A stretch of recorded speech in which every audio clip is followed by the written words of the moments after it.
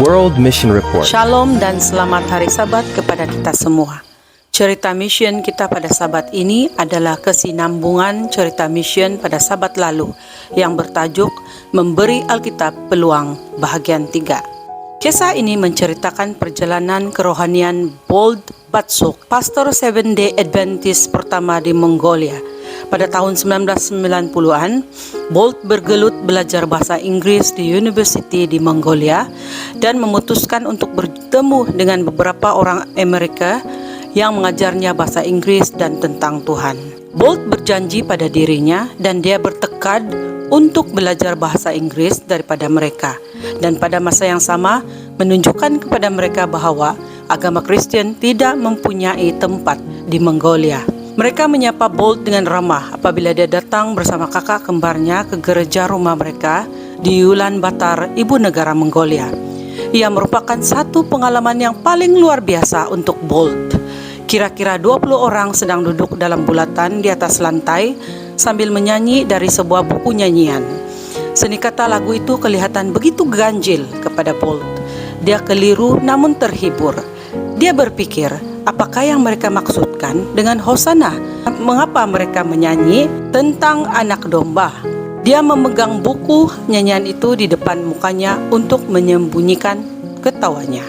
Selepas makan tengah hari, kumpulan rumah gereja pergi ke rumah anak yatim untuk membuat kraft tangan bersama kanak-kanak. Apabila Bolt pulang ke rumah pada malam itu, dia merasa baik. Ia adalah hari yang baik dan dia seronok membantu kanak-kanak. Saya perlu memberi peluang kepada orang Amerika ini, pikirnya. Mungkin saya patut mendengar ide mereka. Dia tidak sabar menunggu hari Sabat berikutnya. Selepas khotbah Sabat, dia duduk bersama orang Amerika sambil mendengar. Apa yang didengarinya sangat berbeza dengan apa yang dia telah diajar sebelum ini. Orang Amerika membuka Alkitab pada buku Kejadian dan berkongsi kisah penciptaan. Bolt sangat berminat.